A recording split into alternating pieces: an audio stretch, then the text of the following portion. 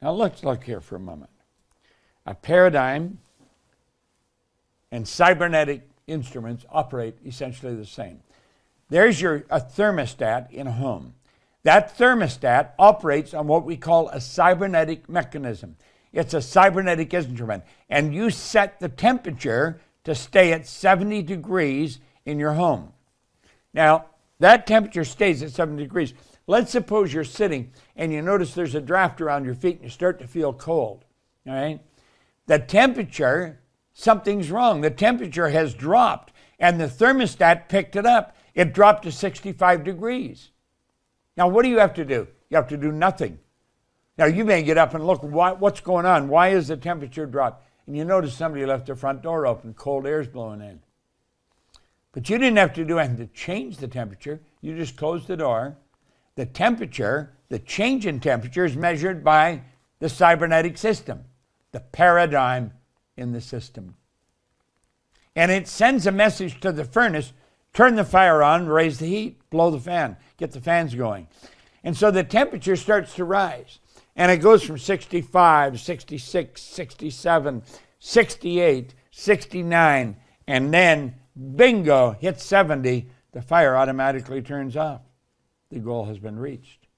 The control system brought it right back to where it belonged. This all happens automatically, and the same with you.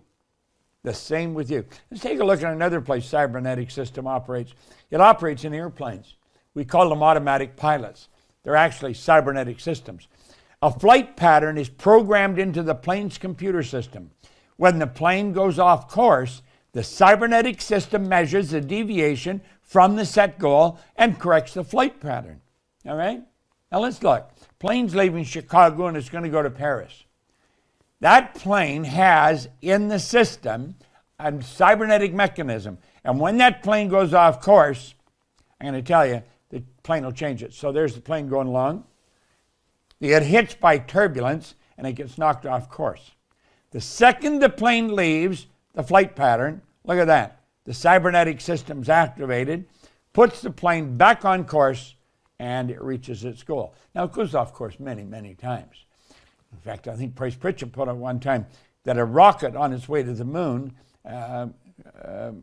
is off course 95% or 99% of the time. It's correct, and that's what this is. That's what we've got. We got to get the paradigm. The paradigm says correct, and it keeps us where we are. Could be in a bad spot. And if we start to get in a good spot, correct, go back to the bad spot. That's the way it works. Now look here. The self-image is a cybernetic mechanism. That's exactly what it is. And let's take a look how it works. Okay? You have a self-image here, and it's controlling your behavior. Now, your self-image may say, you're overweight. I'm overweight. I'm fat. I'm too heavy. And every now and then the person gets tired of looking at themselves overweight, so they say, I'm going to go on a diet. I'm going to lose weight. Now, what they should be saying is, I'm going to change my self-image, but they don't even know that. They think, I'm going to go on a diet. That's the trick. So they go on a diet, and look at, they lose the weight. They lose the weight. But like the room temperature, hit back the goal, and they think, we better correct this thing. Well, here the self-image is looking, and this person's off course. They're off course. They're losing weight. When a person who is overweight goes on a diet without altering their self-image, any weight loss will be temporary. The self-image, being a cybernetic instrument, measures the deviation from the set goal and immediately corrects course. The weight that was lost is found. And and they go back and they put it back on. Now, they usually put on about 5 pounds more than they took off. But at any rate, that was the self-image doing that. You see? They never changed the self-image. Now, let's take a look at another situation, okay? Here's another situation. Self-image, okay. This is a student in school. And the child's marks are not good. I mean, they're failing. And so when they bring the report card home, the parent, they land on the kid, and he's grounded. The child's grounded and made to study, okay? And because they're studying, and they have tests every now and then in school, the marks go up. And the parents are told by the teacher, the kid's doing okay. Things are changed. But nobody ever suggested that the child change the image of himself. The teacher didn't suggest it, the parent didn't suggest it, and the kid doesn't know. Now that self-image should have been changed. When a person is receiving poor grades in school, it's an expression of the self-image that they're holding. The person believes that they're not very bright. They, of course, receive a report card that reflects their poor self-image. Now, the parent makes the child give up recreational activities and study. The grades improve, but the improvement's temporary. That child has never changed his self-image. And so, bang, bang, they're back on course and they get the same grades. Now, I lived like that when I was a kid in school. I don't know about you. I was never overweight. I was the other way. I was too thin. God, I couldn't put on weight. And it was the way everything was the way I saw myself. It was the way we operated. Now, ask yourself, how many people do you know that fall into this trap? There are just all kinds of them. Look here. There's the person with the sensory factors. They have a paradigm. It's burned into their subconscious mind, okay? That paradigm controls their vibration, which controls their behavior and controls the results, okay? Now, they've got marvelous faculties here. One of them is the imagination. The imagination can build a beautiful new image. And if they understand what they're doing, they can plant that self-image in their subjective mind. And if they do it repetitively, they can get it to stick. It's exactly what I did. They get it to stick, and everything's going to change. But you see, most people don't know that. Now look, we already have the knowledge and the power to accomplish most anything we want. However, we have not developed a clear understanding of how paradigms are formed or how those paradigms control our habitual behavior. Now it's really pathetic when you stop and think about it. Therefore, we frequently do not do what we already know how to do. We have superior knowledge, inferior results. That causes confusion and frustration. Now let's go back to our diagram here. Here we are. A person's got all the knowledge locked up there in the consciousness. But the results would indicate they don't know very much at all. You can never go by the results to know what a person's like. All your results will tell you what they think they're like, but it doesn't tell you what they're really like. If they knew what they were really like, everything would change and change so dramatically. You see, if that person wants to enjoy a better life, they've got to change the results. And they not only have to change the results, they've got to make definite change in the paradigm. Got to build a new paradigm. Now listen, I honestly believe I am an excellent example of this. And I often talk about Mikey. Mikey is an excellent example of this. When I first was given this book, I was one sad sucker, I'll tell you. I never did anything very well. I was always broke. I was a pretty unhappy guy. Good things just weren't happening around me very often. I had very low self-esteem. And when Ray said, you can have anything you want, you can imagine where that resonated in my head. See, I didn't have any self-recognition for that. I didn't believe that. But you know something? I was awake enough to realize he believed it. When Mikey came around our company, she was Mikey Euler. She was a nanny for a couple looking after their kids. And she started to do work with somebody that was doing work for us. And they treated her terribly. And through a series of situations, Mikey ended up coming to work with our company. Today, she's our Chief Operating Officer. She's also our Marketing Director. She's the voice of us when you come on. That's Mikey. And now she's Mikey Steller. She has a husband who's a pretty bright guy. She has 2 little kids. Beautiful, absolutely beautiful kids. And she is a very, very, very effective human being.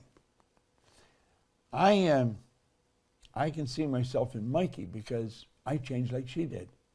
And she's had an enormous change. When these things happen, people usually notice it, but they never say, how did it happen? And sometimes a person doesn't even know how it happened. I didn't know how it happened. I didn't understand this when it was happening. But you see, I did make a decision, and if you're going to change, you're going to make it. And it's got to be a committed decision. If you don't make a committed decision, it's not worth much. Then you have to apply discipline to your life.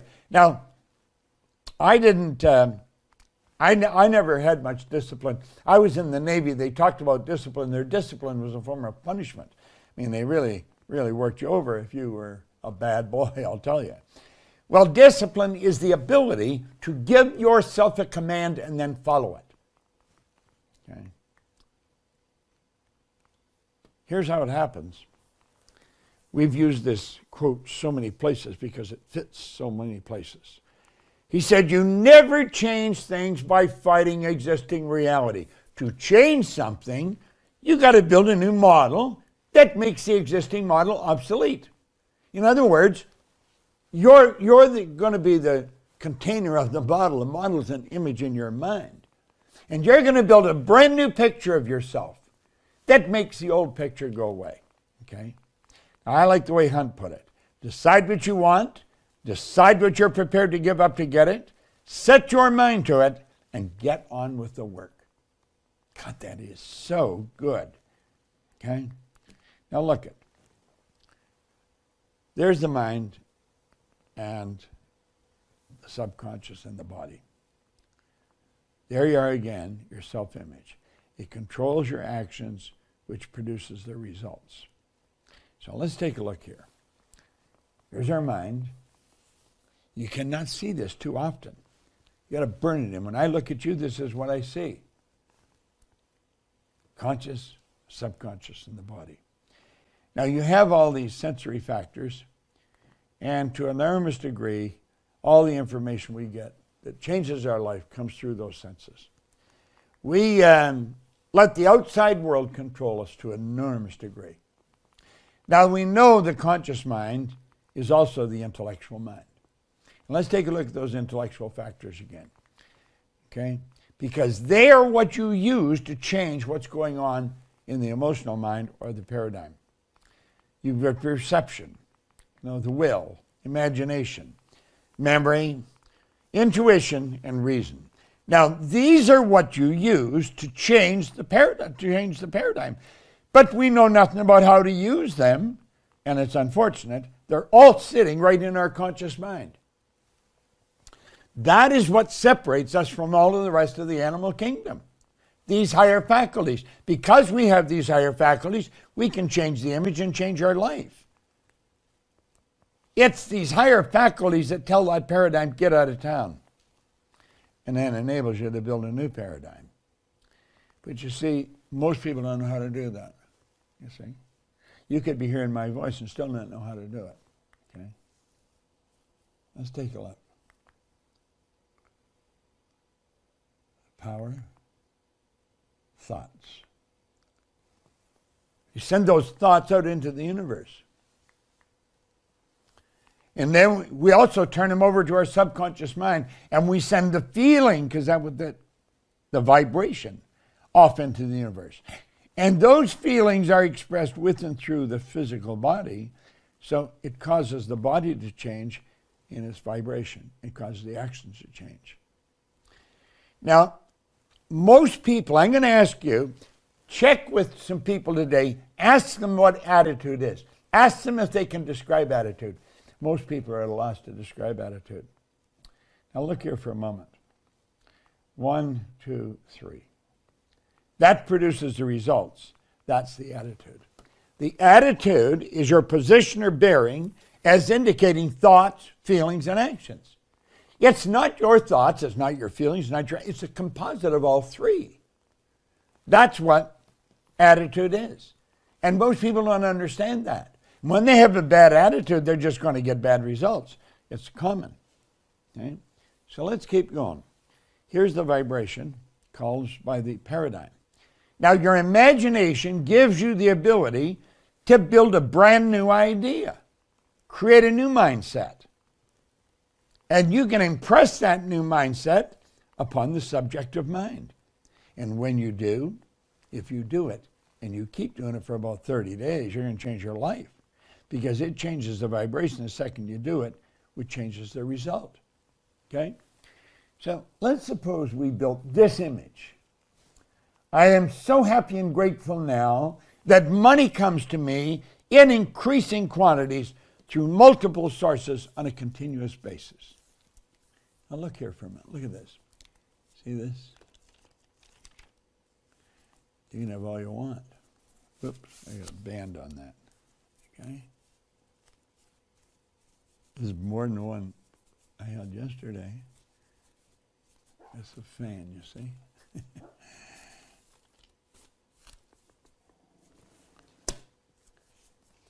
I just hold that up because at one time I never even saw that much money. You can have that, and you can attract it to you. Get the idea. I am so happy and grateful now that money comes to me in increasing quantities through multiple sources on a continuous basis. Okay, now watch this really carefully. You've got to take that idea and plant it in your subconscious mind, and you've got to bury it over the paradigm. The paradigm's going to try and stop it. You've got to take that and plant it right in your subconscious mind. And you've got to do it so that the paradigm is not going to reject it. You've got to mentally hold that idea in your mind. That's what changes your vibration. When your vibration changes, the lights go on and everything seems to change. You're living in a totally different world. A totally different world. Everyone can do this. Now this seems so simple. It just seems like it's fantasy, like it won't work. Understand, everything starts in fantasy. The building that you're sitting in at one time was nothing but a fantasy in somebody's mind. We're capable of changing everything and changing anything. Do that for 30 days. Look at, take this and do it for 30 days. Just keep planting that idea in your mind for 30 days. Do this over for 30 days. I guarantee you money will start coming to you through multiple sources on a continuous basis. It's beautiful how it happens. It really is.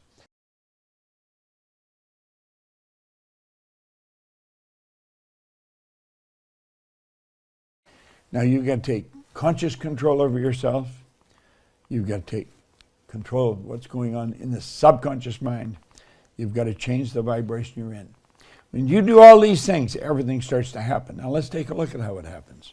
It starts in the heart. Listen, the heart is where everything starts with you. Your spiritual DNA is perfect. There's perfection in you. So why Solomon said, in all your thinking, get understanding. Start to understand. He says, it's as a person thinketh in their heart, so are they. The heart's in the subjective mind. Now watch. Just keep your eye on this. Your heart is trying to tell you, grow, because the spirit within you wants to express itself in a greater way.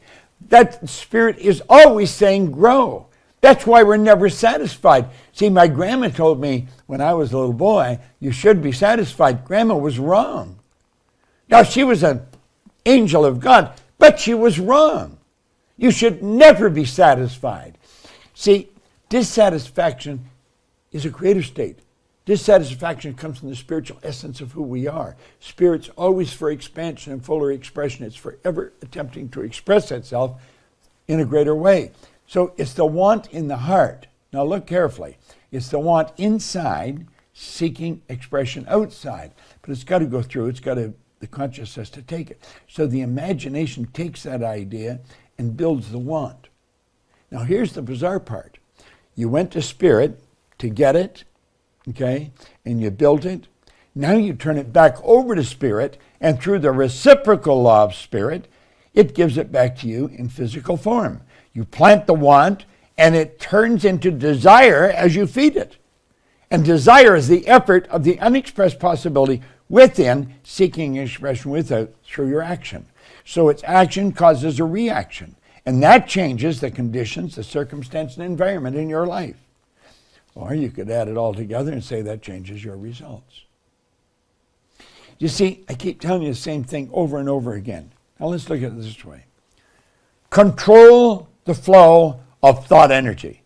Let it flow freely to and through you, improving everything with which it connects. Look, you're an instrument through which thought energy is always flowing. It never stops. It's flowing to and through us. It's the nature of our being. It's flowing to and through us. So watch carefully now and pay attention. That thought energy is in you. It is you. You are a massive energy. You see, the thought energy we talk about, it's made you. Your body's nothing but a massive energy. That's what it is. But it's got programs in it. Now let's take a look. A frequency is a level of vibration, okay? That's what a frequency is. It's a level of vibration. Look here for a moment. See this phone? It operates on a frequency. It is. This phone is online right now. This phone is hooked up to a phone in Manchester, England. There's no wires on this thing. It's sitting here on my desk. But Scott Edwards is in Manchester in England, and he's hearing everything I'm saying, and he's controlling this entire studio. This studio is a television station. We built our own television station. We can broadcast all over the world. You want to stay tuned into us because we're going to send you phenomenal information. We encouraged you to get other people to tune in here. Our objective is to change everything in the world. I believe we can do it. A small group of people have always done it in the past. Why couldn't we do it now? Get your friends, plug in, get them to plug in. They can listen to everything that's going on all week. It's all recorded, and we'll leave it up for them to hear. So get on the phone, tell them to get in here. Now look at this again. Watch. That frequency, that is a level of vibration. That's what it is. This phone operates on a frequency. Now because Scott Edwards is on the same frequency as I'm on, we can talk. Now look it. There's an infinite number of frequencies. There's no end to them. Break here for a second and look at this phone. When I was a kid, we did not have a phone. We never had a phone in our house until I was probably around 15. And that was because, for two reasons. One, we didn't have very much money. And number two, you couldn't get one anyway. And when we did get one, it was a party line. There was about 100 people on the same frequency. So when you started talk up fitting, because people would pick up their phone and listen to you. There's an infinite number of frequencies today. There was then, but we weren't aware of that. Yet because we weren't aware, we couldn't utilize it. But as we developed a greater awareness, we realized that's all there is energy, and it operates on frequency. Energy operates on frequencies. Now look at every frequency is hooked up to the one above and the one below. Every frequency is hooked up to the one above and the one below. Now, if you study this long enough, you're going to realize that means everything in this universe is connected. I'm connected to the chairs here in this studio that I'm in. Now, it all operates on frequency. I operate. This body that I'm in is a massive energy. It's my consciousness that dictates what frequency I'm on. When you're on the frequency of another person, you communicate very well with them. Now come back here and look. Every frequency is hooked up to the one above and the one below. Now this is where Einstein put it very well. He said the intuitive mind is a sacred gift. The rational mind is a faithful servant. We've created a society that honors the servant and has forgotten the gift. We don't use all these higher faculties. Why wouldn't we do that? Because we're not aware of it. And if you're not aware, you're not going to use it. How much do you know about this? Stay with me. Look here. Keep looking. Now look at this very carefully. Let that X represent where you are in your life. Now come back for a moment, Scott. Let's take this. Here's this money. Where do you stand when it comes to money? Where do you stand? Ask yourself, where do I stand? Now look at that X again. Come back. That X represents where you are, okay? Take an honest look at where you are in your life, and you can see how you got there. You can actually see how you got there. You see, there's frequencies. Each one of these frequencies is a level of vibration, and we can go back, to the time we were kids, and I can see I was on a very low frequency. I must have been on a low frequency. I didn't have very much of anything. Now, look at the X where you are. Now look at this. We'll say, that's really where I want to go. That other X out there, but it's out there and I don't even know how to get there. It's way out there. That's the thoughts that we have, the beautiful dreams. And we let them go and then we just let them fade. Well, I'm going to say, don't let that sucker fade. Bring it back and look at it. And let's understand that X represents a frequency. When we go there, we actually went to where that is. This is real. This is not kids' play. You can mentally go there, and when you do, you're already there. Then stay there, and you'll attract it. The moment your belief matches with any state, you fuse with it. See, you go back there, and you believe it, you fuse with that. The second your belief matches with any state, you fuse with it. This union results in the activation and projection of its plots, plans, conditions, and circumstance. This new state of conscious awareness becomes your home from which you view the world. This is your workshop.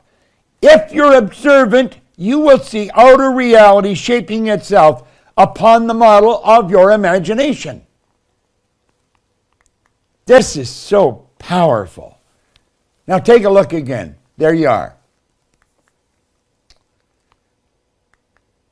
That's where you want to go. But you let it fade because you don't know how to get there. Look at this. Look what Steve Jobs said. He said, you cannot connect the dots looking forward. You can only connect them looking backwards. So you have to trust that the dots will somehow connect in the future. When you look at your life, you can see how you got to where you are, but you cannot see how you're going to get there. Hillary did not know how to get to the top of that mountain. The Wright brothers didn't know how to get the planes off the ground. Edison didn't know how to make the incandescent light. They didn't know, but they believed if they worked at it, it would come to them. It would come to them. Eventually, they would have it. And I don't care what it is you want. You decide. Decide how much of this stuff you do want. Because you can have all you want. There is no limit to it. There is no limit. It's a beautiful thing, you see? And the dots will connect when you lock in. And when you get there, you'll say, damn, I could have gone there. Isn't that interesting? I could have gone there. Mm-hmm. That's just about the way it is. Progress of this nature is an expression of higher levels of awareness. See, the Wright brothers, 1903, December 17th. And here we are, from Kitty Hawk, North Carolina to the moon, just 979 months. Beautiful thing to understand. Most people are extras in their own movie. You are the director of your life. Change that. What do you really want? There's no end to what you want. There's no end to it. You can have anything you want. You just got to control the energy. Start to control it.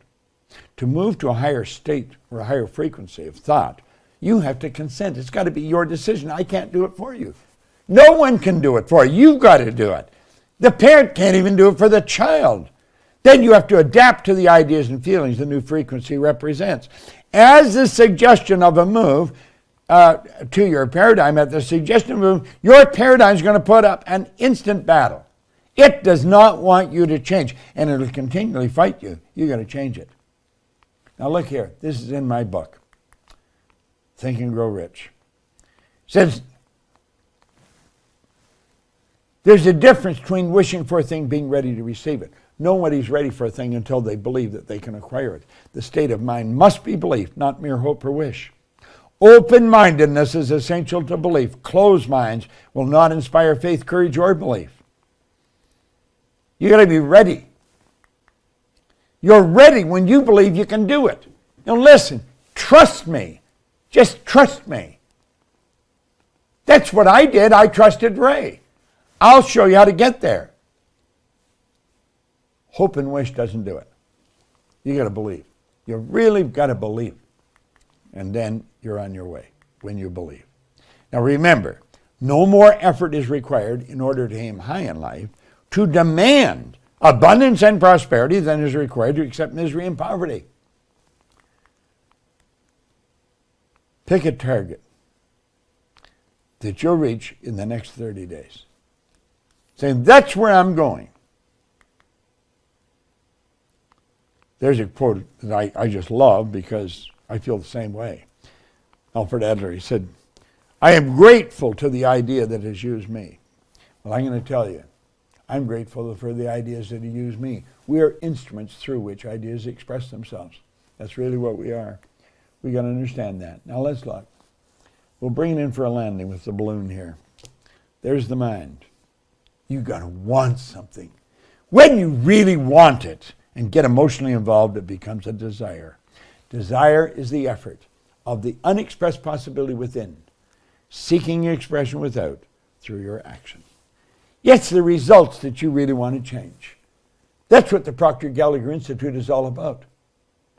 Sandy Gallagher and I decided we want to build this company, and we couldn't do it alone. We've got some phenomenal people working with us. Absolutely incredible. I was talking about Mikey here a minute ago, Mikey Steller. We've got Tommy Collier. We've got Arash Rusagi. We've got a lot of people in this company who are quite incredible. I have an assistant, Gina Hayden. Gina started work for me, it'll be 35 years ago in July. Imagine, 35 years ago. We had an office, we had a number of people in it. I'm not good at typing, so it'd take me a long time to plunk out a letter. And I would go and get one of the girls in the office to help me. I kept going back to Gina because she did it faster and better than anybody. And I thought, I'm going to just get Gina to work with me. Gina became my personal assistant. She's absolutely incredible. She anticipates what I want to do. She gets it done before I even think of it. She's quite an extraordinary person. We have a lot of Ginas in this company. We got a lot of Mikeys and Tommies. I mean, just phenomenal people. So I'm going to just say a prayer. I want everybody here to get what I've taught. I want you to get other people into this. Get some of your friends, I'd like everybody that can hear my voice to phone one person, just one, and say, you've got to go and register in this thing. This information is too good to be missed. And it is. I've spent my entire life, I've 60 years of studying this. And I'm going on another 60.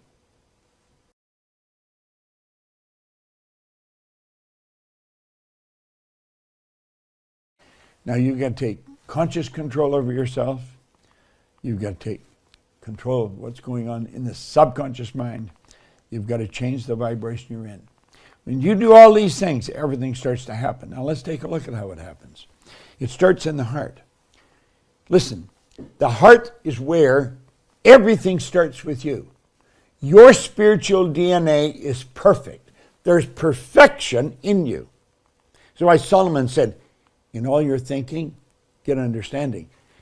Start to understand. He says, it's as a person thinketh in their heart, so are they. The heart's in the subject of mind. Now watch. Just keep your eye on this. Your heart is trying to tell you grow, because the spirit within you wants to express itself in a greater way. That spirit is always saying grow. That's why we're never satisfied. See, my grandma told me when I was a little boy, you should be satisfied. Grandma was wrong. Now, she was an angel of God, but she was wrong. You should never be satisfied. See, dissatisfaction is a greater state. Dissatisfaction comes from the spiritual essence of who we are. Spirit's always for expansion and fuller expression. It's forever attempting to express itself in a greater way. So it's the want in the heart. Now look carefully.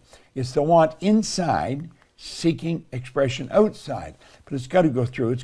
The consciousness to take it. So the imagination takes that idea and builds the want. Now here's the bizarre part. You went to spirit to get it, okay, and you built it. Now you turn it back over to spirit, and through the reciprocal law of spirit, it gives it back to you in physical form. You plant the want, and it turns into desire as you feed it. And desire is the effort of the unexpressed possibility within, seeking expression without through your action. So its action causes a reaction, and that changes the conditions, the circumstance, and environment in your life. Or you could add it all together and say that changes your results. You see, I keep telling you the same thing over and over again. Now let's look at it this way. Control the flow of thought energy. Let it flow freely to and through you, improving everything with which it connects. Look, you're an instrument through which thought energy is always flowing. It never stops. It's flowing to and through us. It's the nature of our being. It's flowing to and through us. So watch carefully now and pay attention. That thought energy is in you. It is you. You are a mass of energy. You see, the thought energy we talk about, it's made you. Your body's nothing but a mass of energy. That's what it is. But it's got programs in it. Now let's take a look. A frequency is a level of vibration. Okay? That's what a frequency is. It's a level of vibration. Look here for a moment. See this phone? It operates on a frequency. It is. This phone is online right now. This phone is hooked up to a phone in Manchester, England. There's no wires on this thing. It's sitting here on my desk. But Scott Edwards is in Manchester in England, and he's hearing everything I'm saying, and he's controlling this entire studio. This studio it's a television station. We built our own television station. We can broadcast all over the world. You want to stay tuned into us because we're going to send you phenomenal information. We encouraged you to get other people to tune in here. Our objective is to change everything in the world. I believe we can do it. A small group of people have always done it in the past. Why couldn't we do it now? Get your friends, plug in, get them to plug in. They can listen to everything that's going on all week. It's all recorded, and we'll leave it up for them to hear. So get on the phone, tell them to get in here. Now look at this again. Watch. That frequency, that is a level of vibration. That's what it is. This phone operates on a frequency. Now, because Scott Edwards is on the same frequency as I'm on, we can talk. Now look at. There's an infinite number of frequencies. There's no end to them. Break here for a second and look at this phone. When I was a kid, we did not have a phone. We never had a phone in our house until I was probably around 15. And that was because, for two reasons. One, we didn't have very much money. And number two, you couldn't get one anyway. And when we did get one, it was a party line. There was about 100 people on the same frequency. So when you started talk up fitting, because people would pick up their phone and listen to you. There's an infinite number of frequencies today. There was then, but we weren't aware of that. Yet because we weren't aware, we couldn't utilize it. But as we developed a greater awareness, we realized that's all there is energy, and it operates on frequency. Energy operates on frequencies. Now look at every frequency is hooked up to the one above and the one below. Every frequency is hooked up to the one above and the one below. Now, if you study this long enough, you're going to realize that means everything in this universe is connected. I'm connected to the chairs here in this studio that I'm in. Now, it all operates on frequency. I operate. This body that I'm in is a mass of energy. It's my consciousness that dictates what frequency I'm on. When you're on the frequency of another person, you communicate very well with them. Now come back here and look. Every frequency is hooked up to the one above and the one below. Now this is where Einstein put it very well. He said the intuitive mind is a sacred gift. The rational mind is a faithful servant. We've created a society that honors the servant and has forgotten the gift. We don't use all these higher faculties. Why wouldn't we do that? Because we're not aware of it. And if you're not aware, you're not going to use it. How much do you know about this? Stay with me. Look here. Keep looking. Now, look at this very carefully. Let that X represent where you are in your life. Now, come back for a moment, Scott. Let's take this. Here's this money. Where do you stand when it comes to money? Where do you stand? Ask yourself, where do I stand? Now, look at that X again. Come back. That X represents where you are, okay? Take an honest look at where you are in your life, and you can see how you got there. You can actually see how you got there. You see, there's frequencies. Each one of these frequencies is a level of vibration, and we can go back to the time we were kids, and I can see I was on a very low frequency. I must have been on a low frequency. I didn't have very much of anything. Now, look at the X where you are. Now look at this. We'll say that's really where I want to go. That other X out there, but it's out there and I don't even know how to get there. It's way out there. That's the thoughts that we have, the beautiful dreams. And we let them go and then we just let them fade. Well, I'm going to say, don't let that sucker fade. Bring it back and look at it. And let's understand that X represents a frequency. When we go there, we actually went to where that is. This is real. This is not kids' play. You can mentally go there, and when you do, you're already there. Then stay there, and you'll attract it. The moment your belief matches with any state, you fuse with it. See, you go back there, and you believe it, you fuse with that. The second your belief matches with any state, you fuse with it. This union results in the activation and projection of its plots, plans, conditions, and circumstance. This new state of conscious awareness becomes your home from which you view the world. This is your workshop. If you're observant, you will see outer reality shaping itself upon the model of your imagination. This is so powerful. Now take a look again. There you are. That's where you want to go. But you let it fade because you don't know how you get there. Look at this. Look what Steve Jobs said. He said, you cannot connect the dots looking forward.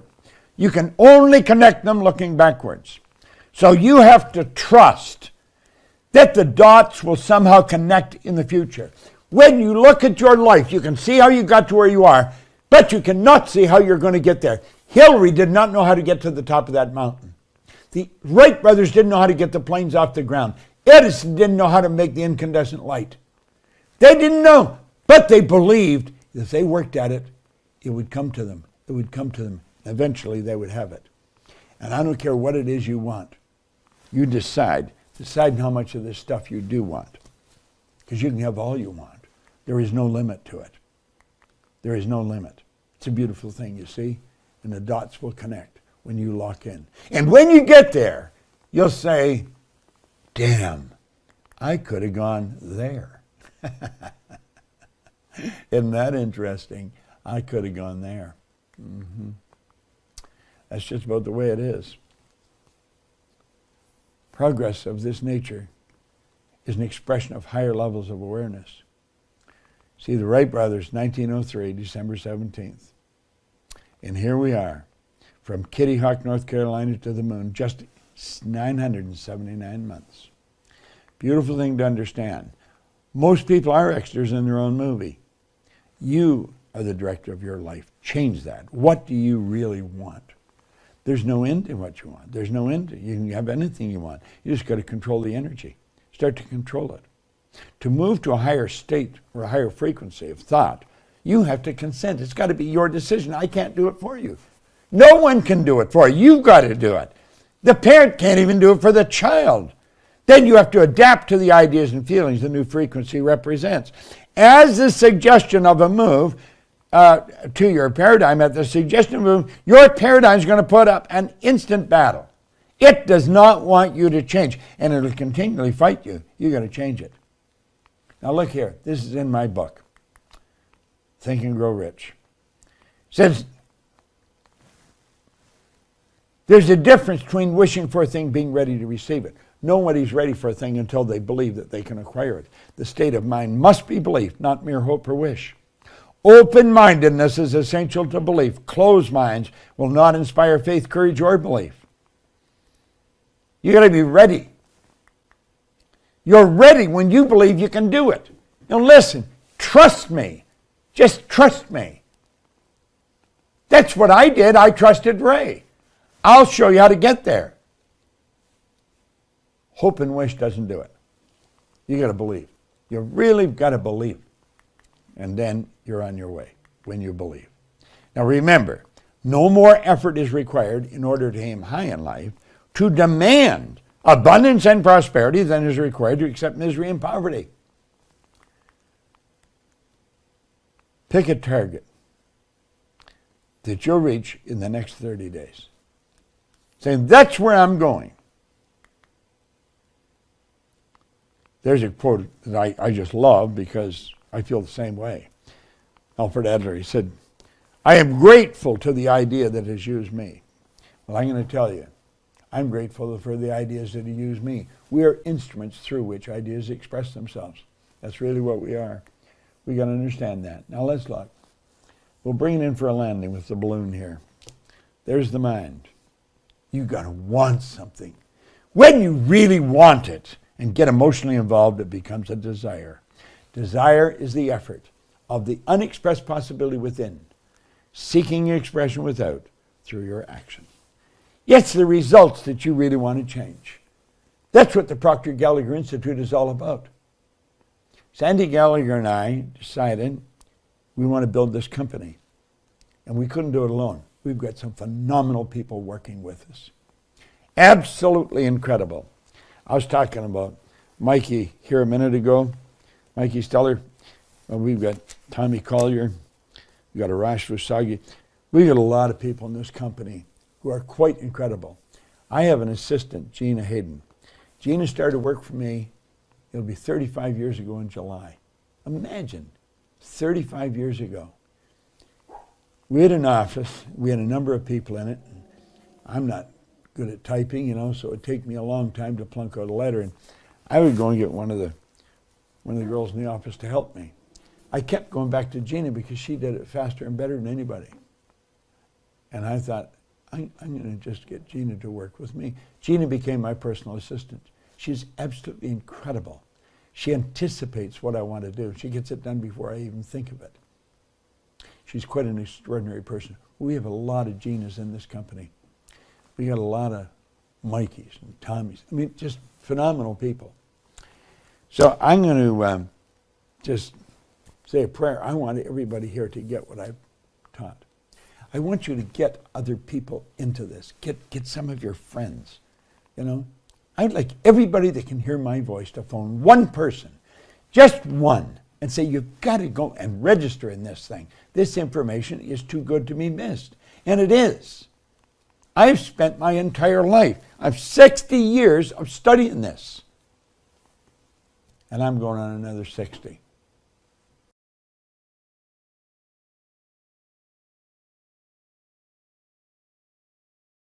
Now look at. I want you to think. I want you to really think where you're going and what you're doing with your life. Think about it. Think about who you are. You're a massive energy, and you function on frequencies. Now look at, this is really you. I don't know what you feel like. I don't know if you feel you've got a lot of energy and you can go out and you can really make it happen. But I'm going to tell you, you can. You're going to make a decision. Hill made the decision in 1904. Now look here. I have right here. See these books? This group right here. Now a lot of these are very much the same. These here 8 books contain the laws of achievement. This is what Napoleon Hill wrote in 1928. He wrote that in 1928. And from that came the book Think and Grow Rich. Now, with this information, if you learn how to make decisions, phenomenal things can happen to you. Now look here. We've taught about this before. You've got phenomenal power. You can actually create your own economy. It makes no difference what the economy is. It makes no difference what the stock market's doing. It makes no difference what's going on in the business world. In every situation, in the worst depressions in the world, there were people earning millions of dollars. You see, when you learn the laws that govern the universe, and that's what we're talking about, good things will happen to you. Now look here for a moment. What is your goal? I've read this before. Let me read it to you again. I think this is beautiful. This was written by Earl Nightingale, and I've used it for a long, long time.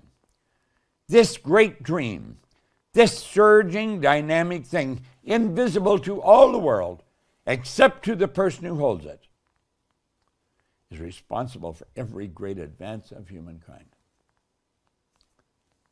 You write your goal on the card, and it'll happen. And when you do this right, it happens by law. We say it's all an awareness.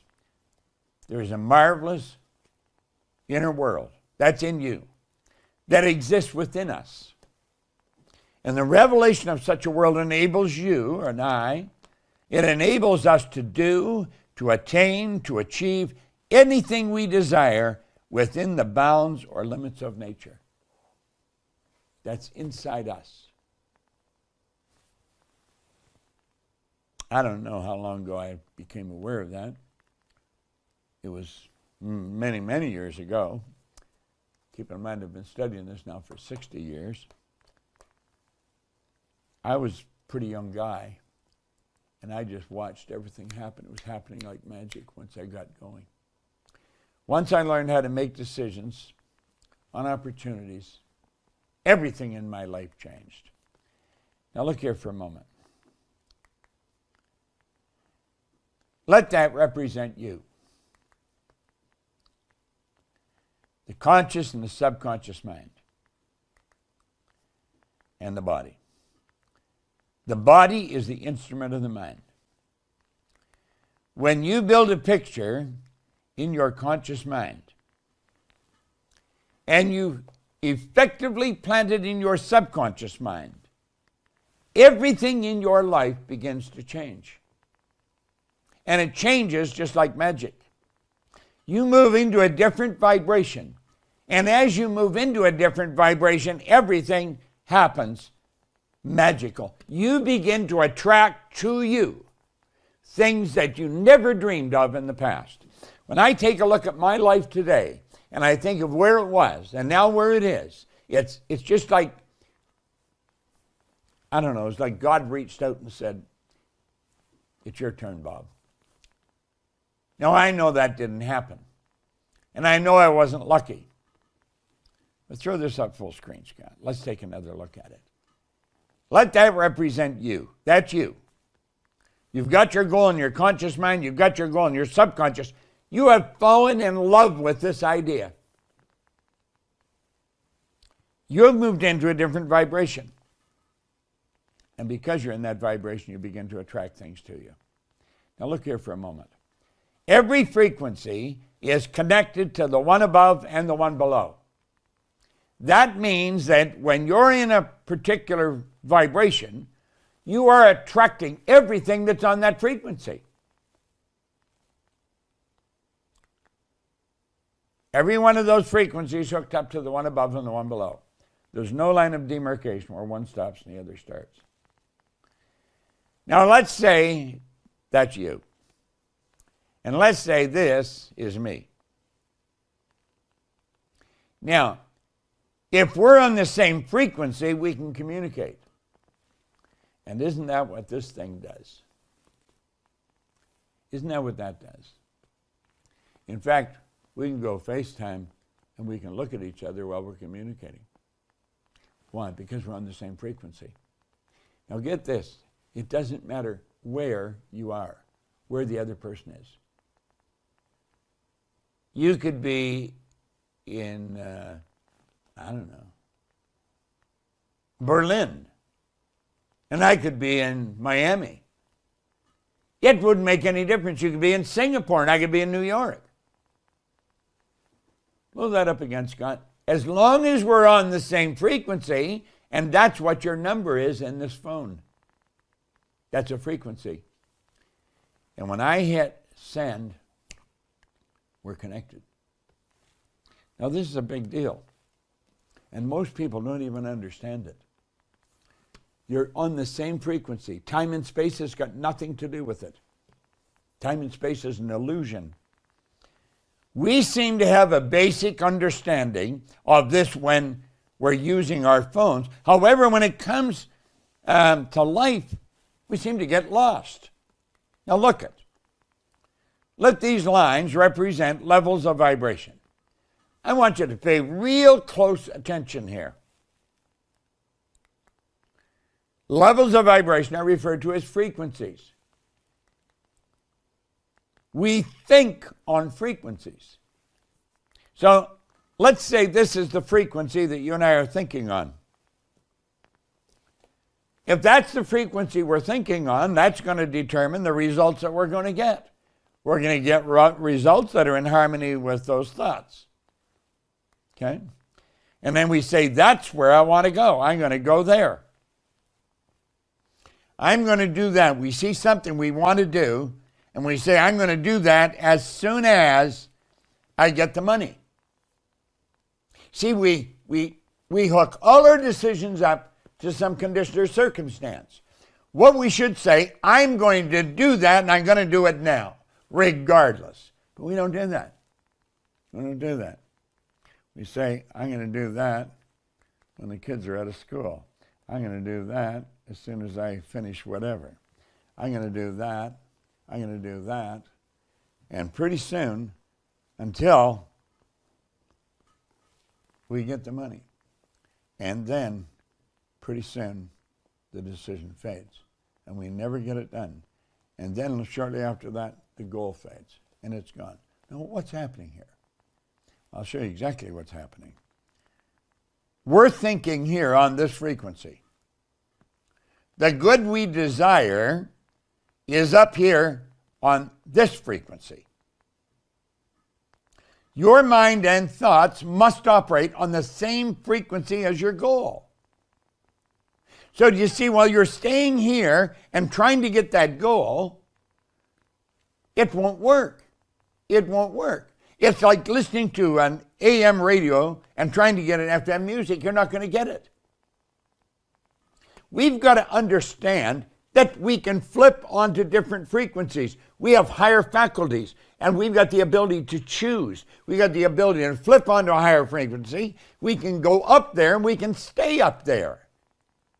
Now look at. When you understand this, and you say, I am going to make a committed decision. It isn't just a decision. It's a committed decision. That's where I'm going to go. You've got to begin to think and act like the person you want to become.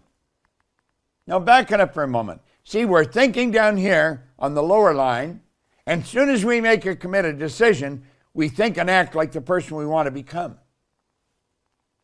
And our thoughts are up there. Now, how do we do that?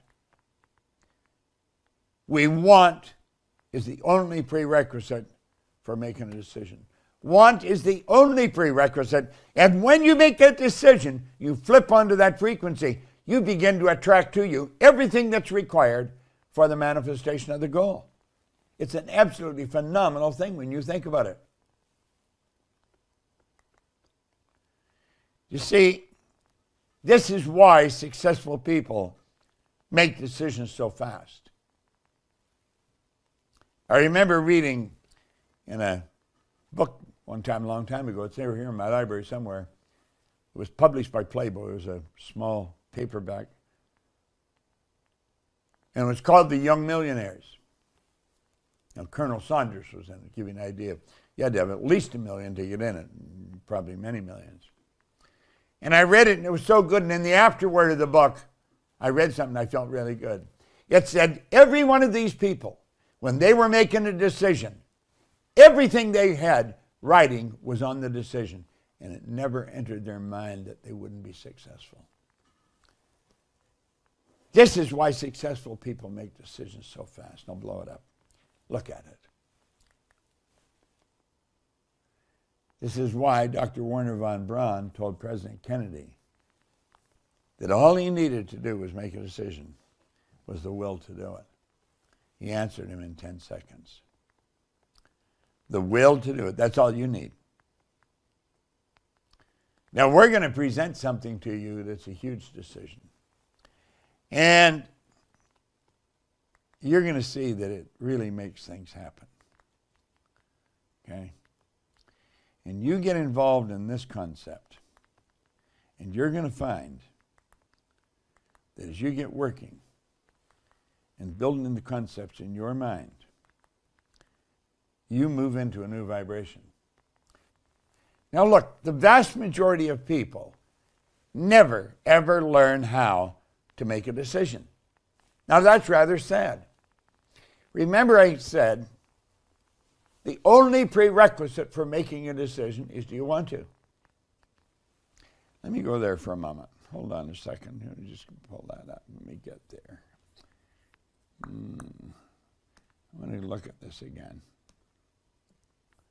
Here. Hold on. Hold on, Scott.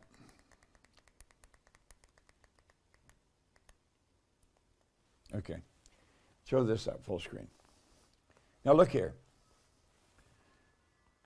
We say the only prerequisite is, do you want to? Now, when you're on that frequency, and that's what it is, you think on frequencies, you will start to attract to you everything that's required for the manifestation of the idea you're holding. Every great leader that has ever lived has all told us the same thing. Every one of them, without exception, have told us we become what we think about. We become what we think about all day long. Most people are thinking of what they don't want. Most people are thinking of problems. When you fall in love with the idea of doing what we're talking about, everything in your life will change. I thank God that I got into this business, so many years ago. I got in it before anybody even thought of this as a business. And I love it. I absolutely love it. I'm watching people change right before my eyes. I've earned millions of dollars at this. So you not only have a great time doing it, you earn a lot of money. And when you earn a lot of money, you can do a lot of good. You see, money is a medium of exchange for other people's products or services. When you have more, you can do good with it. Money is the thing that enables you to do good far beyond your own physical presence, whenever you want. Now, we have an opportunity for any of you that would like to become a consultant. And you'll see a little tab, just hit it, and that'll take you to your success advisor. And he'll explain just how this all works. And if you've got a feeling inside you think you'd like to do this, for goodness sake, hit that tab. Don't walk away from it. There's so many people have got a desire to do something, they walk away, they're thinking of, well, I can't because of this, I can't. Forget about why you can't. Only think of how you can do what you want to do from this point on, because that's what you're going to train other people to do.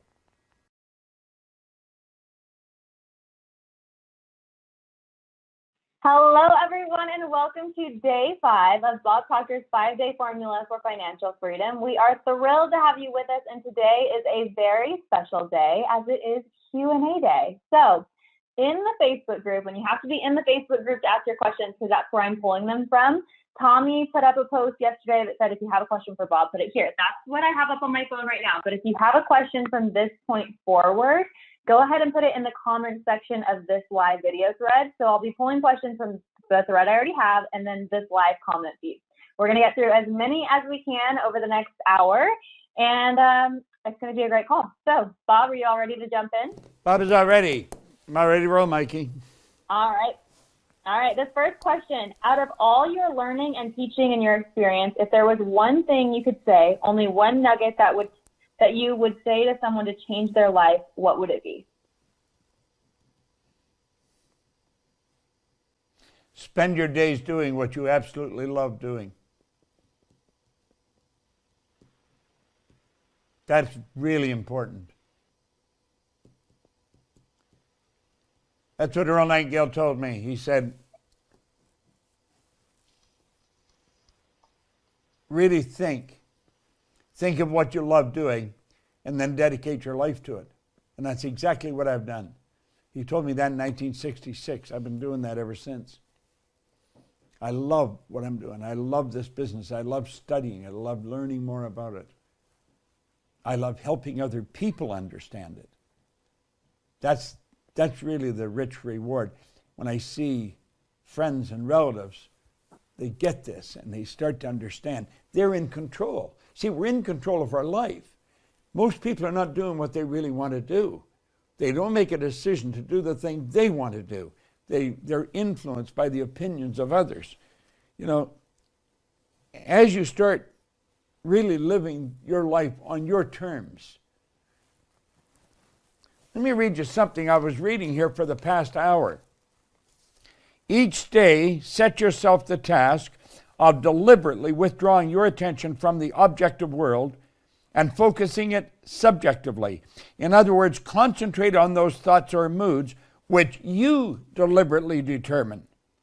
Then those things that now restrict you will fade and drop away. The day you achieve control of the movements in your attention in the subjective world, you're the master of your fate. I was just reading that for the past half hour, 30 minutes. Next one there, Mikey. I love that, Bob, because that's what you would ask Earl Nightingale when you asked him, what's the big deal? And he said, there is no big deal. Find out what you love and dedicate your life to it. We're all expecting this really complicated answer, so I love that so much. This next question, some details about how could imagination help me get the things that I want in life, like multiple sources of income? Well, that's exactly where you go. You see, what you want to remember is you have higher faculties. You have perception, the will, reason, imagination, memory, and intuition. Now, this is what makes you who you are. This is what separates you from all of the rest of the animal kingdom. That's what puts us above them all. Well, imagination it's the most marvelous tool. It will take you wherever you want to go. And when you get there, your will help you focus on it and focus on it. You know, I'll tell you, when I started with Nightingale Conant, I rented an office. I had in my previous business, I left my business to do this. I had an office, it'd be a couple of thousand square feet. And I made up my mind I was going to be working with he and Lloyd Conant. I mentally became their vice president of retail sales. They didn't even have such a position. I set my office up. I was prepared to help any distributor in Nightingale Conant. I had salespeople come in and work out of that office. I became the vice president of sales, literally, intellectually, emotionally, and physically. They didn't know that. But you know, it was a relatively short period of time until I got a call from Lloyd Conant. He wanted me to go into Chicago and meet with them. And I was having lunch with Lloyd and a couple of his vice presidents, and they were asking me all kinds of questions. And I was trying to figure out what they were doing. What they were doing was trying to figure out what I was doing. I was selling more of the material than anybody in their company.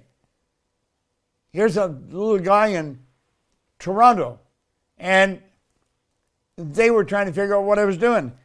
I said, when I finally figured out what the point was they were getting at, I said, I'm doing what Earl Nightingale teaches on The Strangest Secret Record. I was finding out what other people wanted and showing them how to get it. That's all I was doing. And I became number one in their company. And before long, I had an office right beside Earl Nightingale and Lloyd Conant. I was their vice president of sales. Next one there, Mikey.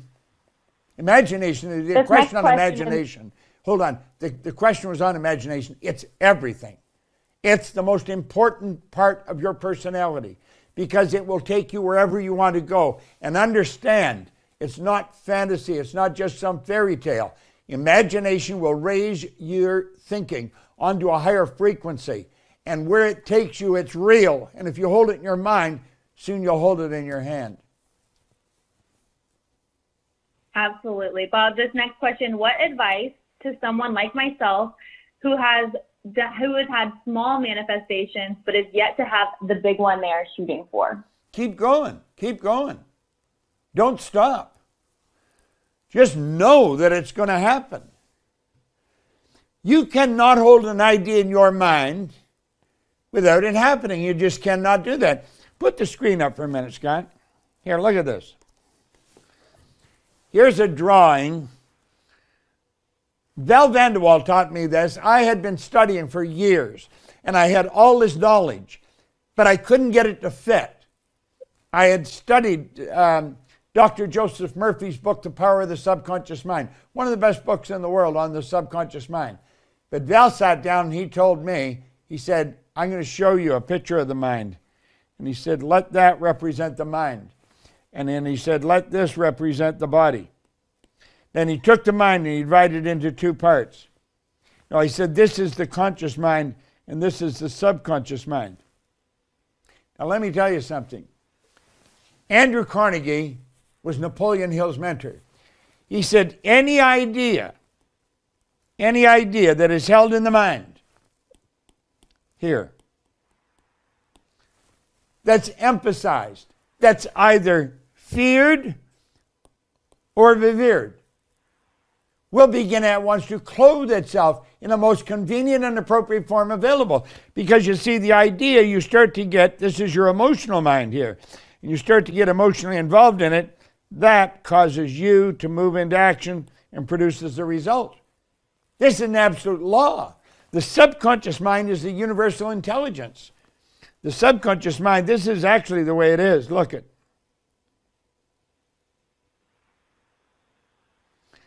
The subconscious mind is universal intelligence.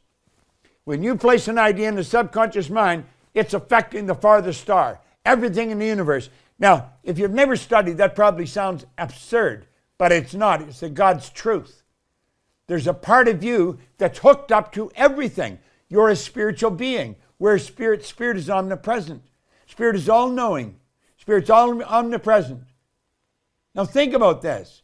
It's all-knowing, it's omnipresent, and it's all-powerful. And that's what you are. You're a spiritual being. This is so powerful, this information. Thanks, Scott. Bob, this next question, how do you find your passion? Well, that's a good question, and it's a question that I frequently hear. See this pad? I buy these from England. I like the paper. I have a lot of them, but I'm always using these pads. I would take a pad and a pen and go and find a comfortable place to sit down every morning. I would recommend you do it early. If you don't get up early, start getting up early now. almost all the successful people I've ever read about, all are early risers. Doctors get up early. Doctor's hand is steady. The mind is sharp. The patient's more receptive. Early. Then sit down and think, what do I love doing? What do I love doing? And start writing down everything you love doing. You're going to write something down. You're going to think, I really love doing that. Now, understand this. That's what you want to spend your life at. And the fact that you can't earn any money at it doesn't mean anything. Probably you can.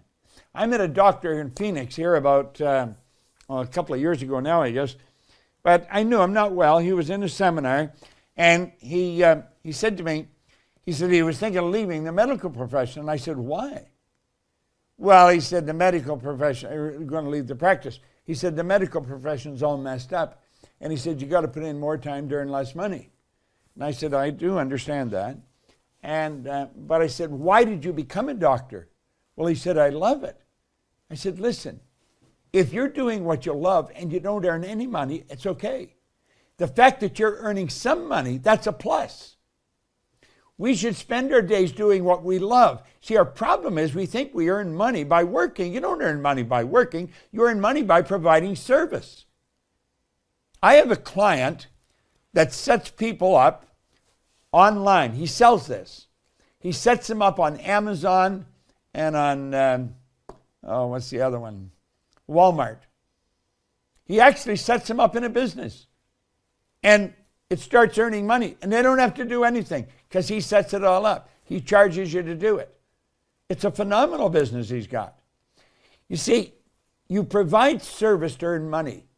You can have multiple sources of income. We talked about that. And those sources are producing money even when you're sleeping. I was earning money all last night when I was sleeping. I do what I love. Now, the fact that I can earn money at it, that's a plus. But if you sit down every day and ask yourself, what do I really love doing? I remember watching a woman on television one night, and she had been a dancer in Las Vegas. She was in a chorus, and she finally quit. And she went to France and got a job working with a pastry chef. She wanted to be a pastry chef. She said she knew she would never be a star in the dancing. She would always be in the chorus because she didn't love it. She was good at it and she liked it, but she didn't love it. She loved making pastry. So she went to France, where the great pastry chefs of the world are, and she worked with them. When I saw her, she was one of the great pastry chefs of the world. But she was telling how she got there. You've got to do what you love to do. You provide service. You can set up sources of income to earn money. Okay? I love that. Bob, this next question, how do you become more dedicated and increase your follow-through? Well, you see, if you don't love what you're doing, you'll probably have difficulty being dedicated to anything. When you love it, I've got to watch it every now and then that I take a break because I love what I'm doing. And when you love it, you don't have any difficulty with follow-through. That's all you're thinking about. You're thinking about how can I do it bigger and do it better and do it faster. That's what we're thinking of all the time. See, we were talking, for the 5 days, we were talking about we want to get more people involved.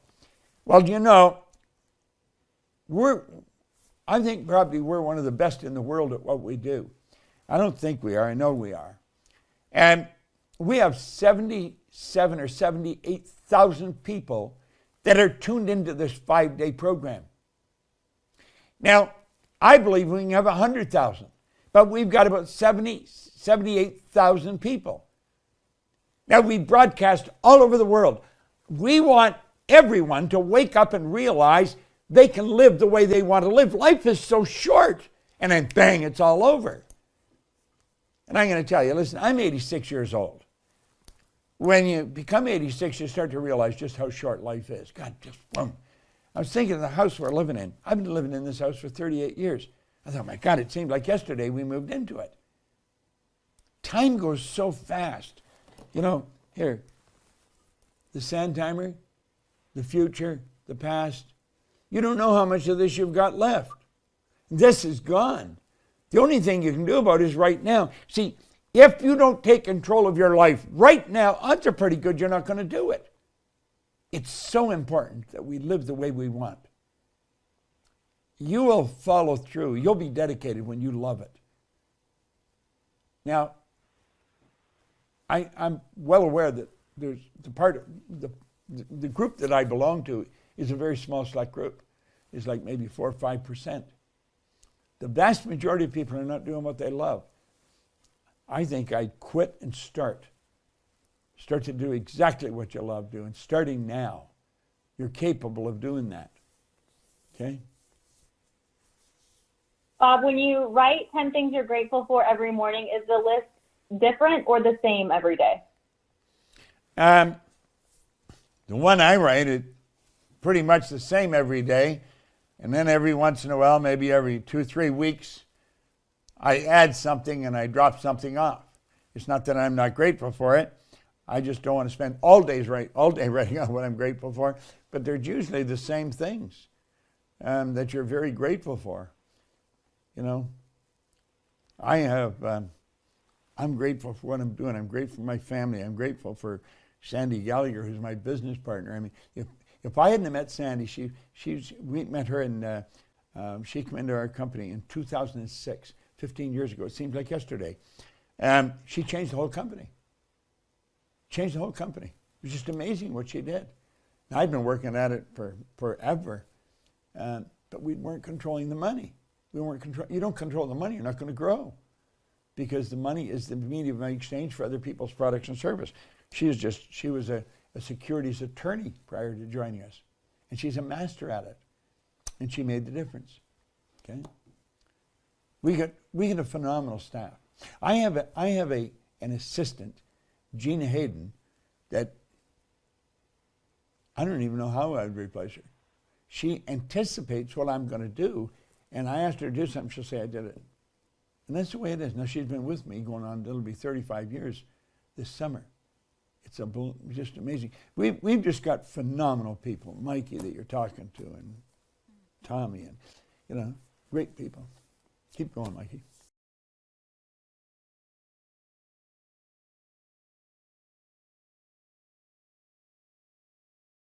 Keep going, Mikey.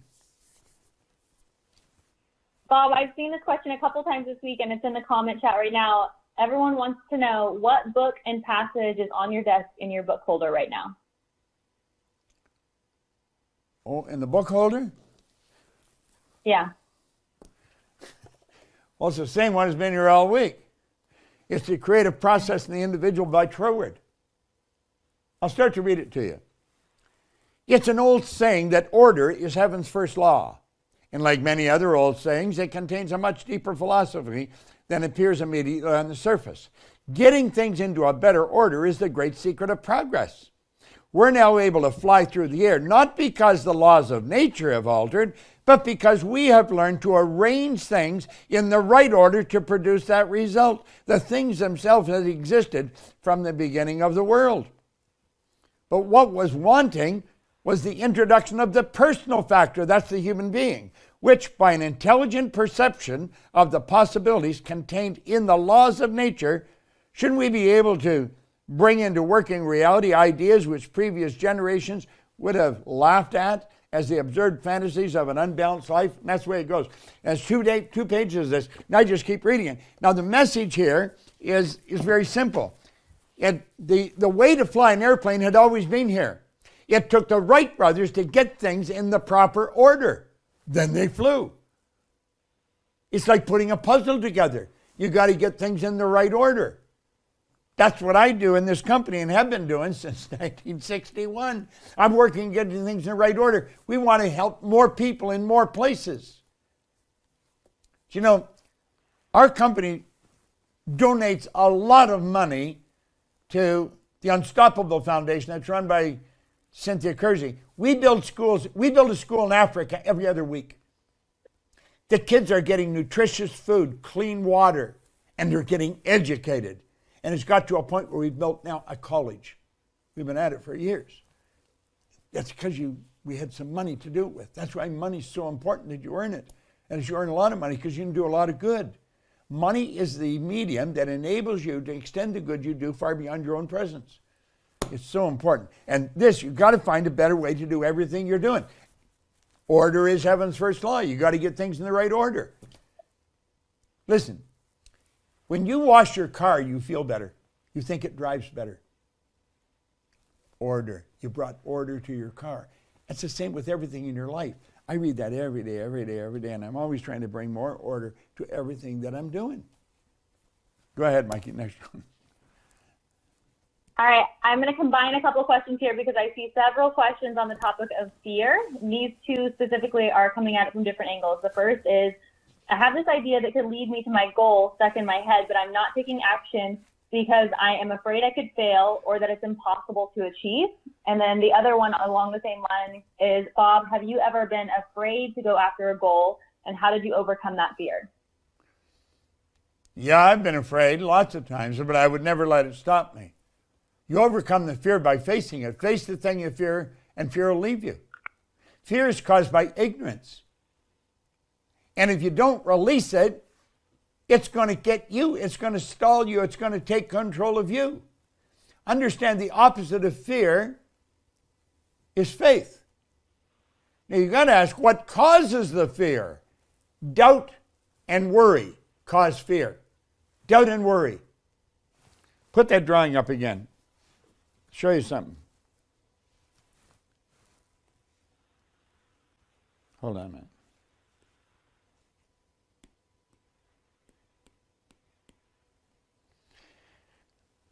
There's a power flowing into you as I'm talking to you.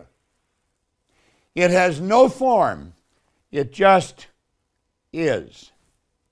It has no form. You make it what it is. It's either that, negative, or positive. Now look it. You can think anything you want.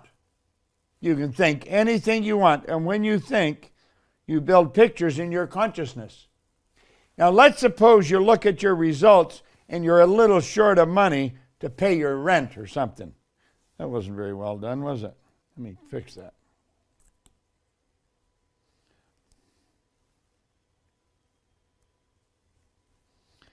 We're looking at the results and we haven't got what we need. So what do? We take this power and we think. That way we have doubts about ourselves and we worry. Doubt and worry, nothing but negative thoughts. Then we turn those thoughts over to our emotional mind. This is our emotional mind. And the doubt and worry turn into fear. Now that fear is energy that we express with and through this body. And it sets up a vibration on a physical level known as anxiety.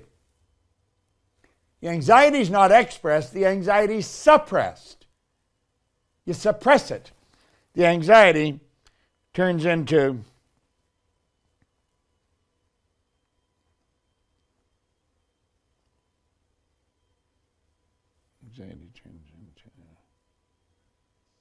turns into disease.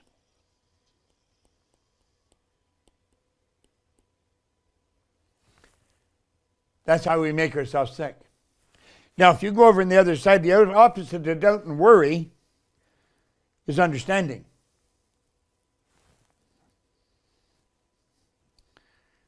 Understanding is only developed through study. There is no other way. Here, I got off here. I don't know how I got off the track. Let me go back here for a moment.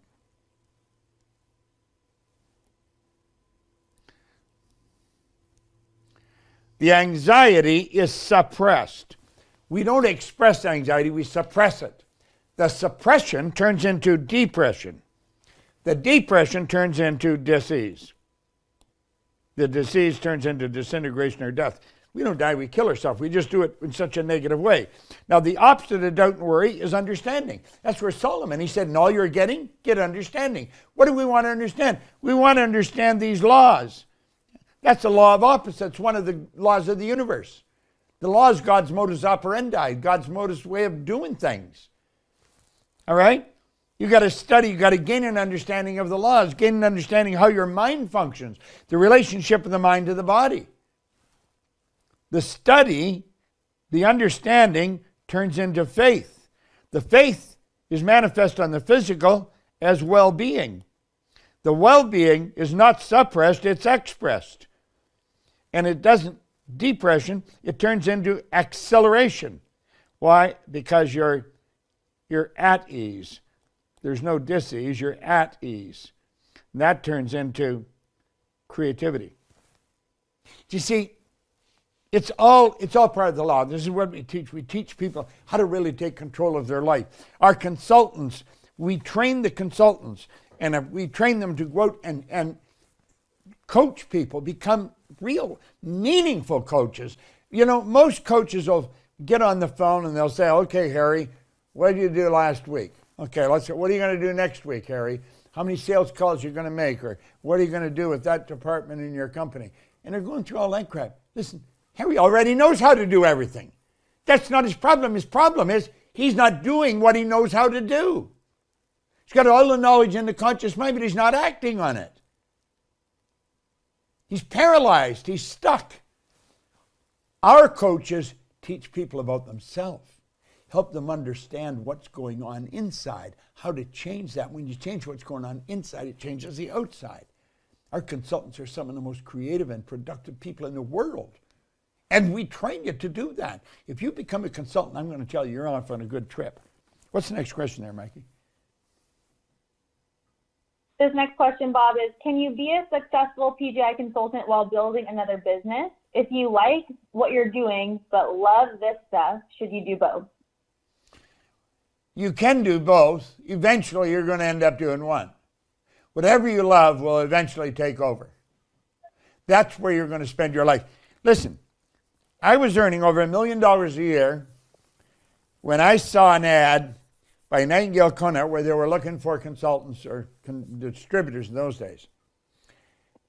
I wanted to work with Earl. I left that job. I took a job with Nightingale Conant at $18,000 a year. I had to move my family to Chicago. I had to get a green card. I mean, I really had to go through something, but I was going to do what I loved doing. And I spent 5 years with Earl Nightingale and Lloyd Conant. Have you any idea what that's worth? I don't know anywhere where you could get that kind of an education. So I was prepared to pay them to let me work there. Whatever you love doing is going to take over. See, the Apostle Paul said, love's all there is. It's a marvelous energy. Go ahead, next one, Mikey. What is your single best piece of advice to help someone maintain motivation? Oh, have a goal. Sit down. Think of what you want and write it on a card. I read this to you a couple of times this week. This is, on one side of a goal card is a statement by Earl Nightingale. On the other side, you write your goal. He said, this great dream, this surging dynamic thing invisible to all the world, except to the person who holds it, is responsible for every great advance of mankind. You got to have a goal. You're never going to get bored when you have a goal. My goal is wake me up early in the morning, go to bed with them late at night. I'm thinking of my goal all the time. That's what I'm doing. We want to reach more people. We want to have more people in more countries because we know this works. You see, it does work. We've been at it for 60 years, you know. Go ahead. Should I focus only on my financial goal, or can I also have health and relationship goals? Well, your health and your relationships, that's not really goals. That's part of the self-image. Your self-image, you see yourself with meaningful relationships, and you see yourself living in a healthy body. That's part of the self-image. That's a different subject than goals, although they both work much the same. The goal is the star that you're working toward that's going to keep you consciously focused all the days of your life. And when you reach one goal, you set another one. Goals are vitally important. Bob, this next question, how can I overcome my procrastination? You know, that's the first time we had this question for a while. It's a good question. I'll tell you, in this book, he spends a whole chapter on decision. I did talk about decision. The opposite of decision is procrastination. So how do you overcome procrastination? by becoming decisive. Get the Think and Grow Rich book. Read the chapter on decision every day for 60 days. And you'd be wise if you read it with someone. And the person doesn't have to be in the same room as you. They don't even have to be in the same country. And that's why you take the chapter on decision, the two of you read it together. I did this for a long time. I would read a few lines, maybe 10 lines, and then I'd say pass, and they'd pick it up and they'd read. They'd read so long, and then they'd say pass, I'd pick it up and I read. Now that way, you're reading even when they're reading, you're reading. So your eyes are following what they're doing. And when they say pass, you pick up and start. Read that chapter every day for 60 days. You won't procrastinate. You're just not decisive. That's what procrastination is. Is there a difference between a dream and a goal? Yeah, I think there is. I think a dream is something that you just have in your mind that you never commit to. You don't turn into a goal. I think you have your dream you turn into goals. That's how you reach your goals. You dream of something, you say, I'm going to do that. And if you don't make the goal, then it's just a dream. It just stays there. It's always a dream, but it always fades, and new one will come along, but you don't really materialize them.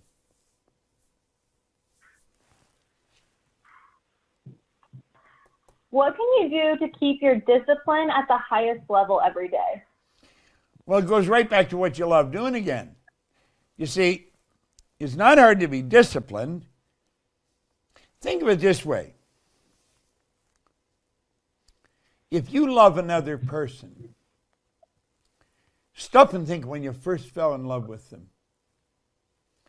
Did you have to write a note to remind yourself to think of them? You didn't. You'd be eating and they'd be in the potatoes. They'd be on the plate. You'd see their face on the plate. You're driving and they're like a hologram out on the hood of the car. You're looking at them. When you love another person, you don't have to write a note to think of them. Well, when you love an idea, it's the same thing. Remember Mark Victor Hansen and Jack Canfield. We were working together in a seminar when they come up with the idea for Chicken Soup for the Soul. They sold millions of those, literally millions of them. It was the publishing phenomenon of the 90s, Time magazine said. Yeah. Next one, Mikey. How does the picture in your mind override the reality of the world?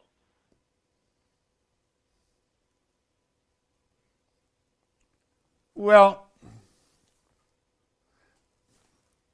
hold on. Here, put the screen up, Scott.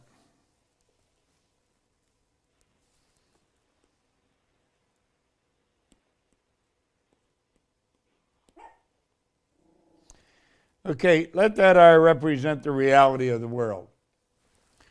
There's a power flowing into your consciousness. It's either negative or positive. It just is. And you can make anything out of it you want. And you get an idea that you're falling in love with. And you get emotionally involved in that idea.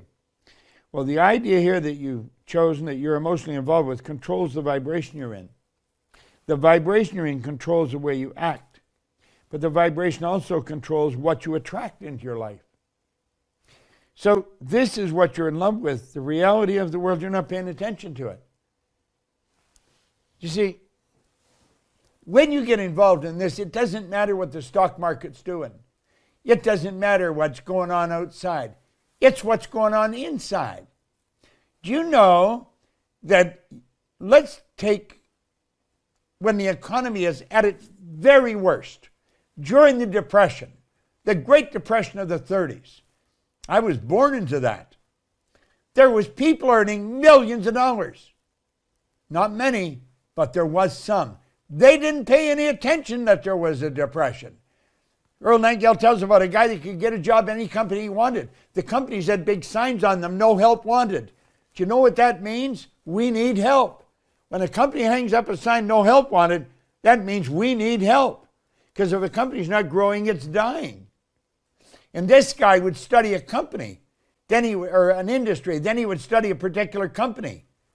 And he would get a hold of the president. He said, I've got some ideas that I believe would really turn your company around. Would that get the president's attention? Damn right it would. Because that's all he was looking for. Because if something's not growing, it's dying. The company's going out of business. This guy's coming along, he's talking about helping the company. Most people are going and saying, help me, give me a job. He wasn't asking for help, he was offering help. You see, it doesn't matter what's going on in the reality of the world, the outside. It's what's going on inside that matters. I have done very well in some of the worst economies you've ever seen. I don't pay any attention to the economy.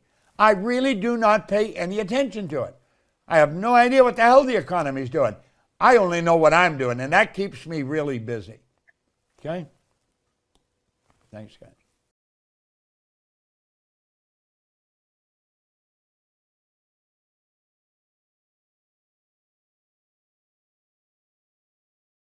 Bob, this next question, if I am at X and I want to go to or become Y, then to reach Y, do I have to be on the frequency of Y 24/7? Absolutely. You don't have to be on it 24/7, but you have to be on it more often than you're off it. Look, let me do it this way. Put that screen up, Scott.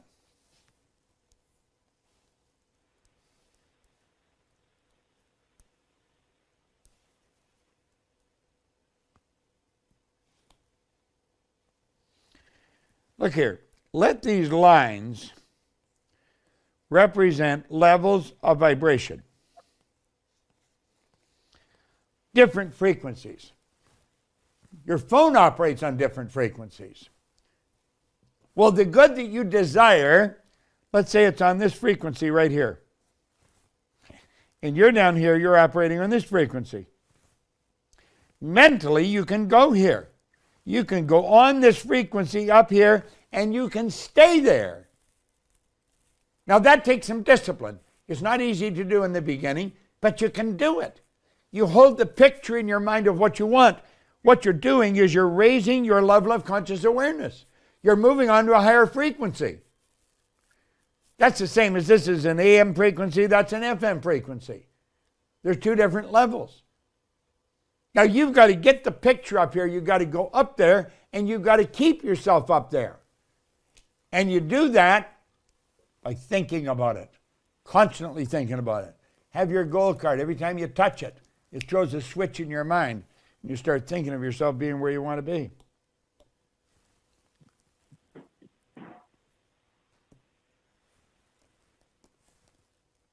Bob, this next question, how do you make a difference between persistence, which most of the time leads to success, and hard work, which can lead to burnout? I think burnout is a hoax. I really do. Listen, if you're doing something you hate, that you really don't like, and you're spending a lot of time, overtime and everything. See, some people that are doing things they really don't like doing, they have to work overtime to earn enough money to keep everything going. I don't think it's burnout. I think they're just fed up. There's a big, how can you burn out when you've got infinite power within you? Burnout is an illusion. I think it's a bullshit deal in your mind. It's not real at all. Now, you can get fed up and just feel like throwing in the towel, but you're doing things you don't like doing. I did that until I got this book, until I started to study Think and Grow Rich, until I got a coach, a mentor that really knew how to help me, really knew what he was talking about. I was on the wrong track. I was going in the wrong direction. I was doing things I hated. And when I started to do things I loved, woo, geez, it worked just like unadulterated magic. And it will for you too. It'll work for anybody. You see, I had no formal education. I had 2 months high school. I had a bad work record. I had a bad attitude. I was earning $4,000 and owed $6,000. I mean, I was the most unlikely guy to change that you ever saw. And I started to read this. I set a goal. And I had someone coaching me that really knew what they were doing. That kept me going. And then I started to really get enthused about what I was doing. And it started to get better. And it will for you too. Like what I'm talking about here, you don't need a master's in psychology or something like that to win. You just need to fall in love with an idea. It's like Alfred Adler said, I am grateful to the idea that has used me. Think of this. Work is made for us. We're not made for work. When people tell me they're retiring, they're not going to do anything, I know it's only a period of time until I'm going to their funeral. Work is made for us. We're not made for work. Think of it. We should work at what we love. Listen, I'm soon going to be 90, and I'm still going strong because I knew what I love doing. I have a hard time believing I'm my age. Next one there, Mikey. This next question is, how do you make a committed decision to take daily action towards doing something you love? Do you know something? That's when you really got to get serious with yourself. And that's what I did when I got this book with Ray Stanford. He said, listen, do exactly what I tell you, and I guarantee you can have anything you want. Now, I didn't believe that, but I believed he believed it. And that's what got me to do it. You just have to get real serious with yourself. You got to play hardball with yourself. That's where you say, listen, Bob, no more of this fooling around, damn it. Get serious about what you're doing. Set your goal and stick to it. You're losing right now. You're not winning. Nothing you're doing is working right. And it's your own damn fault. What Ray Stanford taught me, you're the only problem you'll ever have, and you're the only solution. Go look in the mirror and say, smarten up right now. Start using all the power that God gave you. You're the highest form of creation on the planet. Don't want to waste your life. Life is too short. And the older you get, the more you realize how short it is. What's another question there, Mikey? This next question, it's scrolling so fast, hold on. Oh, what do we mean when saying the mind is the center of divine operation? My mind's the center of divine operation. Divine operation is always for expansion and fuller expression. This means the production of something beyond what's gone before, not included in the past experience, though proceeding out of the past experience. Well, look at this. If I want you to imagine I've got an imaginary basketball here in my hand. There's only one point in that ball that is center. Just one, and that's determined by the outer measurements of the ball. There's only one point in this studio that is center. Just one point. Now, I don't even know how to find it, but there would be people that's really into mathematics. They would know how to find the center of this studio. When you're dealing with spirit, there is no outer ring. Therefore, any point center. So I said, my mind is the center of divine operation. There's as much of spiritual power behind you as there is in front of you. There's as much above as there is below. Your mind is the center of divine operation. That is a huge idea. I've been reading that every day for years. Here it is. Look at this. Is that what you're talking about is right there. Pulling close on that, Scott. Can you come in that?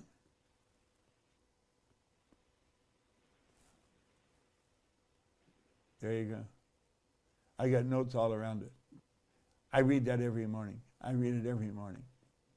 Let me read it to you. My mind is the center of divine operation. The divine operation is always for expansion and fuller expression. And this means the production of something beyond what's gone before. Something entirely new, not included in my past experience, so it's proceeding out of my past experience by an orderly sequence of growth. Therefore, since the divine cannot change its inherent nature, it must operate in the same manner within me. Consequently, in my own special world of which I am the center, it will move me forward to produce new conditions, always in advance of any that's gone before. You read that every day, like I have for a few years. It'll change your life. I got a note on here by Viktor Frankl. Viktor Frankl was a Jewish psychiatrist, spent the war years in a concentration camp. Not a very nice place for a Jew to be. He was a marvelous human being. He wrote a great book. He said, life is never made unbearable by circumstance, but only by lack of meaning and purpose. That's pretty nice. What's your next one there, Mikey? Bob, you started in this business as a consultant decades ago with Earl Nightingale and Lloyd Conant. What is it that you love so much about this business and our consultant opportunity? Well, you help people change their lives. You see, the vast majority of people are struggling. We're living in, you talk about change. Our world's changing so fast, it's hard to keep up for some people. And as a consultant, you can sit down with a person and you can give them direction. You're going to do what I'm doing. That's really what you're doing. A consultant is doing the same as me. And you can literally change a person's life. You can show them how to sit down and map out a course and have anything they want. You show them how to earn more money. Earning money is not a trick. I mean, earning money is one of the easiest things in the world to do once you know how. Problem is, most people don't know how to earn money. They think they go to work, and if you work a little harder, you'll earn a lot more. The people who work the hardest are ones earning the least. Yes, it's so important you understand this. I started in 1966, and hold on, I'm going to show you how I started.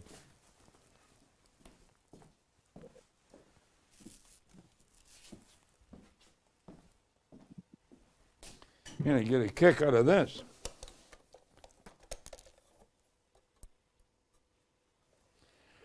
See this? The magic word is the first of 12 you'll receive in this series titled How You Can Lead the Field in the Modern World. Before we start, I'd like you to know that I'm not going to try to tell you how to live your life. That's none of my business, nor is it anybody else's business. That's your business. Nor is this Lead the Field program a collection of pleasantries, platitudes, or Pollyanna.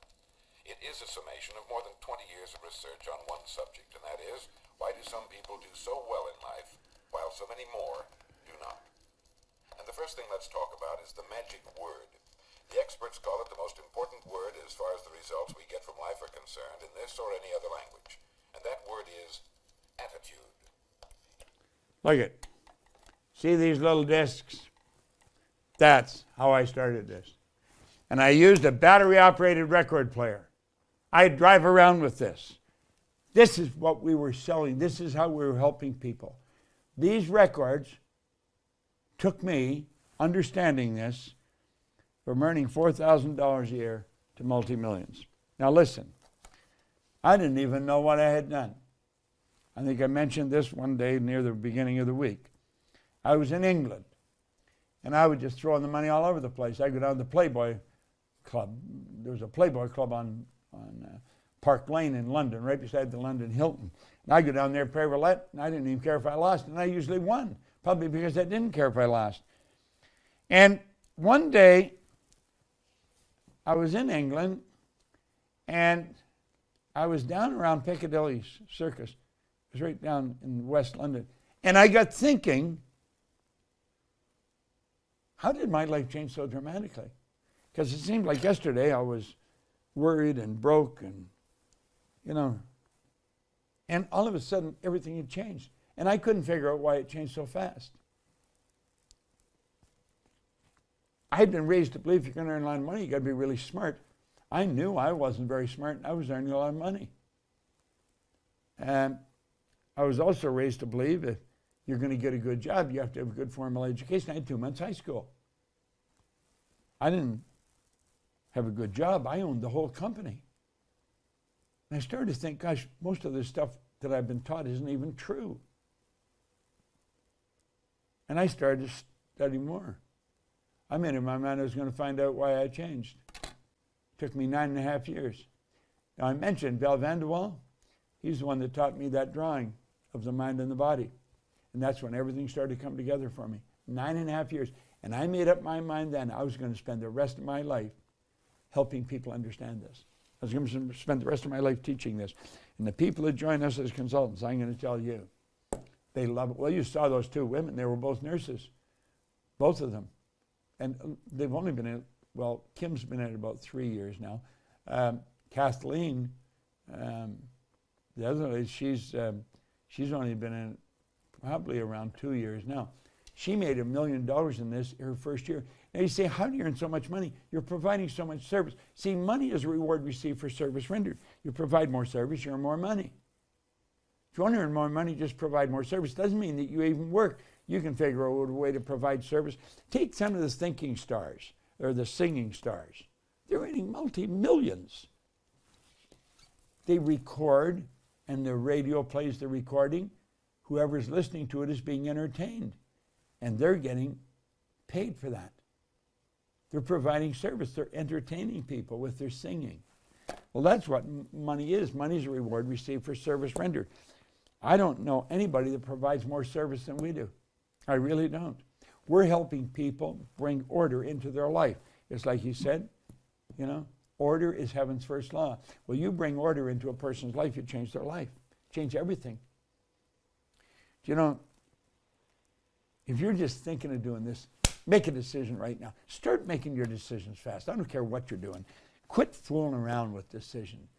It's something, make it. Listen, if you make the wrong one, you can always change it. What the hell? Unless you're jumping off a cliff or something like that. I'm talking about in life in general. You're so capable of doing it. We've got just phenomenal people here. I work with the consultants. I don't run the company. Sandy Gallagher runs our company, and she's brilliant. She does a phenomenal job. I work with the people. I help the people understand this better. I'm really good at this. I've studied it for 60 years. And I put it to work. I mean, I've got it working. You can measure by results. I know what I'm talking about. So, you know, this is just, it's too good to pass up. Keep studying this. And if you decide you don't want to work with us, but you like the information, then stay tuned to us, and we'll keep giving you more good information. Because that's all I want to do. I want you to understand this the way I do. I'm happy, healthy, and wealthy. And I'm having a ball doing what I love to do. And I'm 86 years old. I'll be 87 in a couple of months.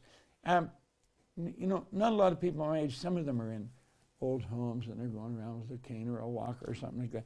They've got no direction in their life. Poor souls, I mean, they're lost. You are a soul. You don't have one. You are one. And you've got all the power that God can give you locked up within you. All the power. You have the power inside of you. Bring it out. Listen, I want to thank all of you for tuning into this launch. I just love doing this. I absolutely love it because it gives me the opportunity to share this information. And it's such good information. Mikey, you've done a great job. I want to thank you. And Tommy, you've done, and Arash. I mean, we just got such a phenomenal team here. And of course, I mentioned Gina already. She's my assistant. I mean, I'd be lost without her. And Sandy, who's running the whole show. So I want to thank all of you, but I want to thank you for listening to us, for tuning into us. Share this with somebody else. Get your friends and your relatives involved in this. So you got to listen to this guy. Because what I'm giving you is straight, because this is the truth. This is how you really grow.